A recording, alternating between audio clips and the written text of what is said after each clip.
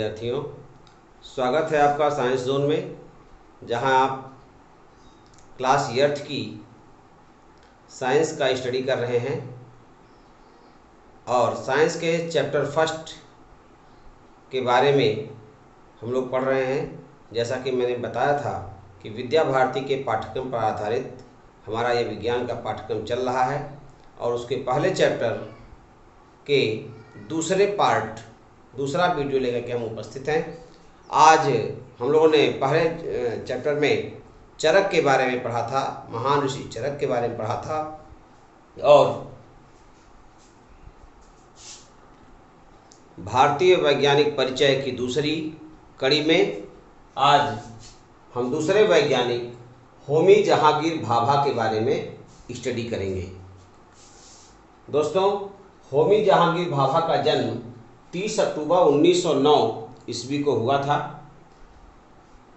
मुंबई में एक प्रसिद्ध पारसी परिवार में हुआ था।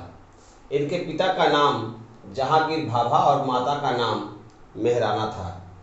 इन्होंने इनकी जो प्राथमिक शिक्षा थी वो तो कैथेड्रल में हुई थी, लेकिन उसके आगे 1930 में इन्होंने कैम्ब्रिज विश्वविद्यालय से मैकेनिकल इंजीनियरिंग की उपाधि को प्राप्त किया। आज इस मैकेनिकल इंजीनियरिंग की जो उपाधि डिग्री है उसको बीटेक कहा जाता है। अपने पढ़ाई के दौरान, अपनी शिक्षा दीक्षा के दौरान इन्होंने अनेक छात्रवृत्तियां प्राप्त की। सन 1932 ईस्वी में 2 वर्षों के लिए इनको रोजबल प्रवास छात्रवृत्ति मिली। इसी प्रकार से सन 1934 में आइजक न्यूटन फेलोशिप इनको प्राप्त हुआ और 1936 में 1851 प्रदर्शन छात्रवृत्ति भी इनको प्राप्त हुई। तो इतना हम लोगों को ध्यान में आ गया। जन्म कहाँ हुआ था? 30 अक्टूबर 1909 को। जन्म कहाँ हुआ? 30 अक्टूबर 1909 में। स्थान कौन सा था? मुंबई। किस परिवार में हुआ था? पारसी परिवार में। पिता का नाम क्या था? जहांगीर भाभा। माता का नाम क्या था? मेहराना। शिक्षा क्या कितनी हुई इनकी? बीटेक की उपाधि इन्होंने प्राप्त की। छात्रवृत्ति कौन कौन सी मिली? 1932 में रोजबल प्रवास छात्रवृत्ति, 1934 में आइजक न्यूटन फेलोशिप, इसको भी छात्रवृत्ति कहते हैं, 1936 में 1851 प्रदर्शन छात्रवृत्ति। इनको अनेक मानद उपाधि भी प्राप्त हुई। अनेक विश्वविद्यालयों ने इनको पीएचडी की उपाधि भी प्रदान किया है, मानद डॉक्टरेट की उपाधि को प्रदान किया है। इसी के साथ इनको 1948 ईस्वी में कैम्ब्रिज फिलोसॉफिकल सोसाइटी का हॉपकिंस पुरस्कार भी प्राप्त हुआ था।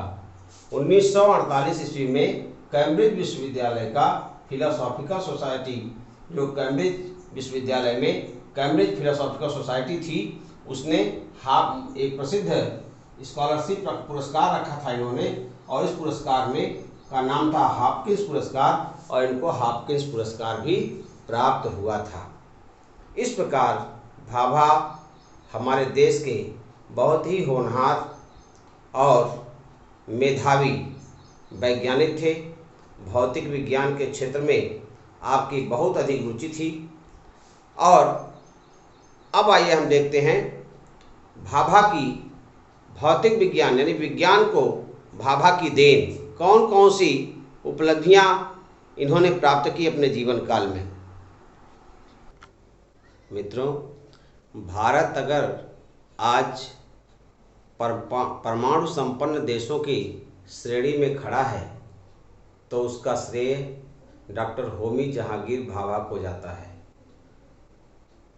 परमाणु शक्ति की नींव रखने वाले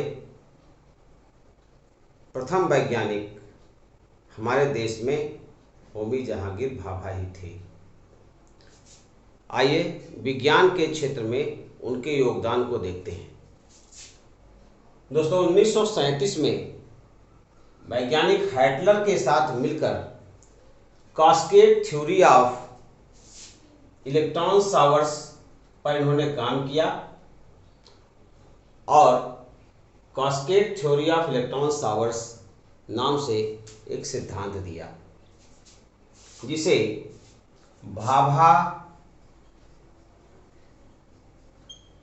हैटल रे भाभा हैटल रे कास्केड थियरी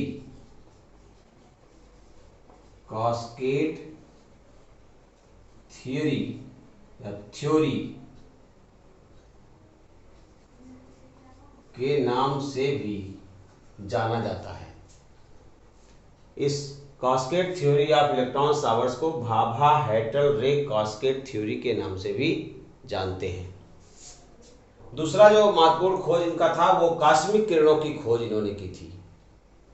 साथ ही भारी इलेक्ट्रॉन कण, इलेक्ट्रॉन से थोड़ा हेवी होता है, मेसान नाम है उसका, भारी इलेक्ट्रॉन कण की खोज की और उन्होंने ही इसको मेसान नाम दिया। इस प्रकार मेसान की खोज भी भाभा ने ही की थी। Cosmic radiation theory of elementary particles भी भाभा की देन है।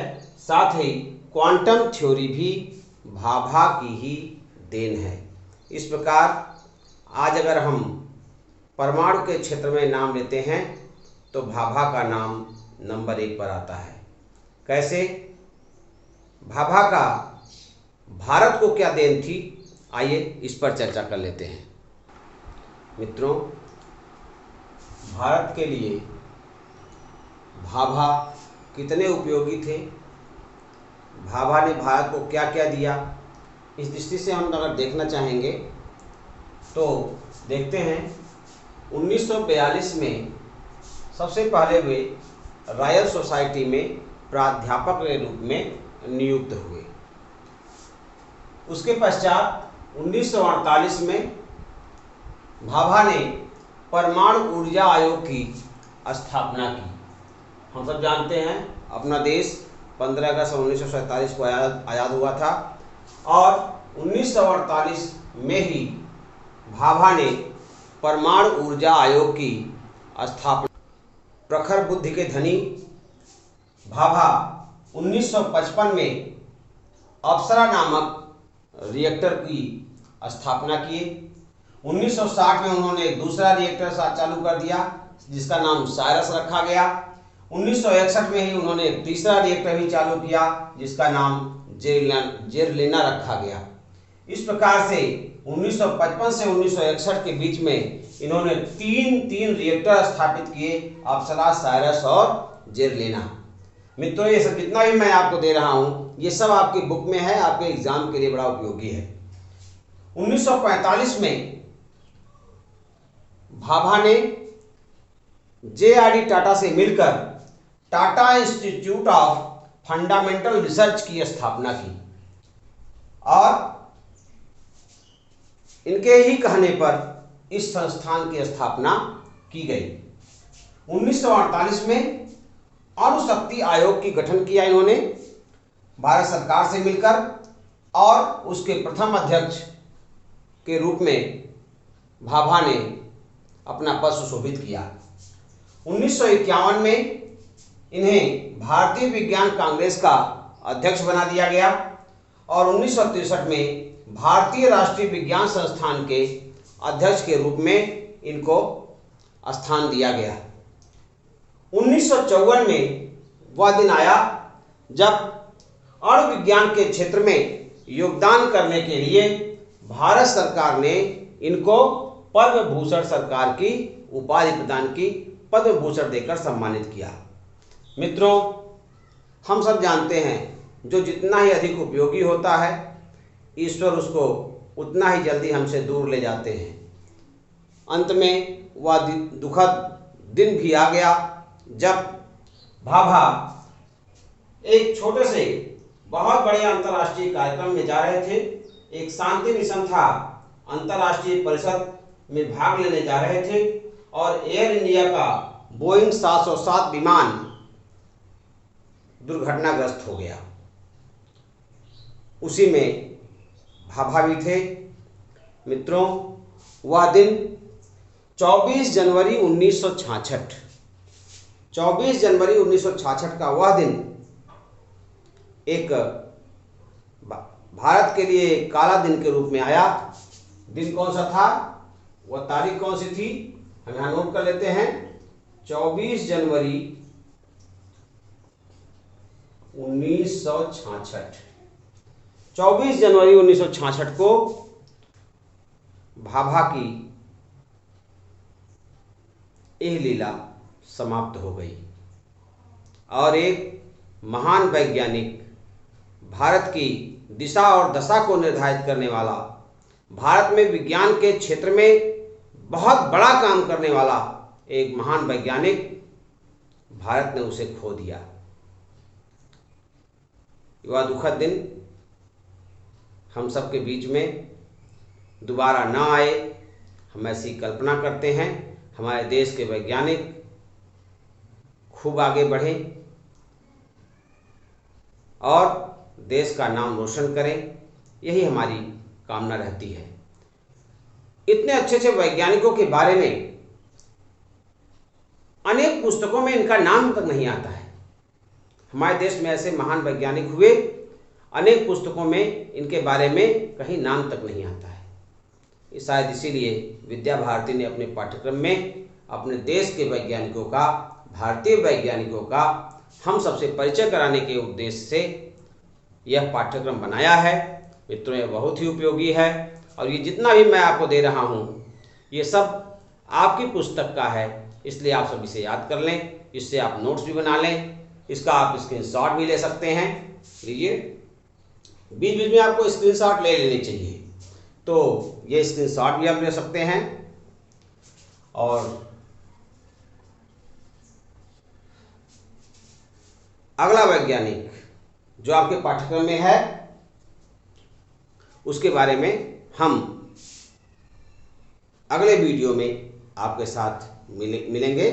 क्या नाम है उनका? डॉक्टर विक्रम अंबालाल साराभाई। डॉक्टर विक्रम अंबालाल साराभाई से हम अगले वीडियो में परिचय करेंगे।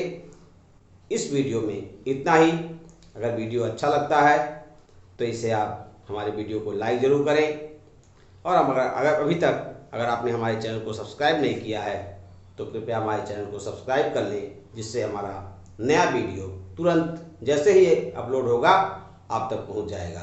वीडियो देखने के लिए और आपके सहयोग के लिए बहुत बहुत धन्यवाद।